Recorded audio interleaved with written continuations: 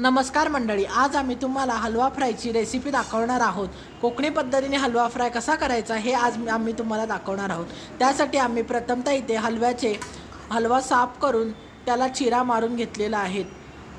त्यानंतर इथे बघू शकता आम्ही हलव्यावर थोडं मीठ टाकत आहोत। त्यानंतर त्याच्यात हळद थोडीशी टाकली आहे। त्यानंतर जो घरच्या पद्धतीने बनवलेला जो कोकणी मसाला आहे तो यावरती टाकायचा आहे। त्यानंतर काश्मीरी पावडर जी कलरिंगसाठी येते ती टाकायची आहे।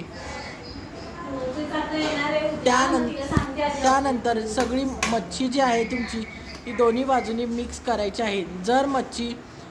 जर तुम्हाला मसाला कोरडा वाटला तर यामध्ये तुम्ही थोडंफार तेल किंवा पाणी टाकू शकता।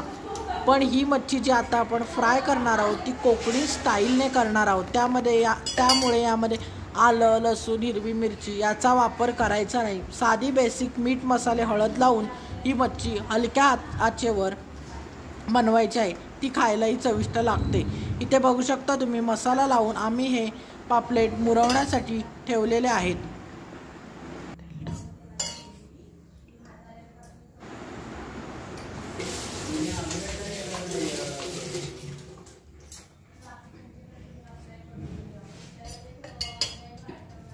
आता इथे बघू शकता तुम्ही आम्ही पापलेट मुरत ठेवलेले आहेत आणि त्याच्यावरचं झाकण काढून घेतले। त्यानंतर आपल्याला छोटा निर्लेप आहे तो व्यवस्थित तापून त्यामध्ये 2 चमचे तेल घालून असेच आपल्याला हलवे जे आहेत ते सोडून घ्यायचे आहेत। याला रवा, तांदळाचं पीठ लावायचं नाही। त्यामुळे आपल्या जी माशाची ओरिजिनल जी चव आहे ती निघून जाते व मासे खायलाही बरोबर लागत नाही। ते बघू शकता आम्ही लगेच शेकल्यानंतर हलका ब्राऊन त्याला कलर आला की लगेच पलटायचं आहे।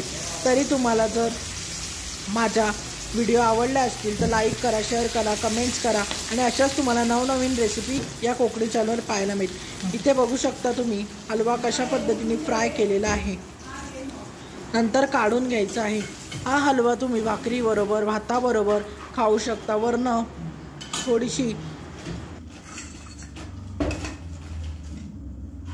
थोडीशी कोथिंबीर टाकून हलवा सर्व करायचा आहे।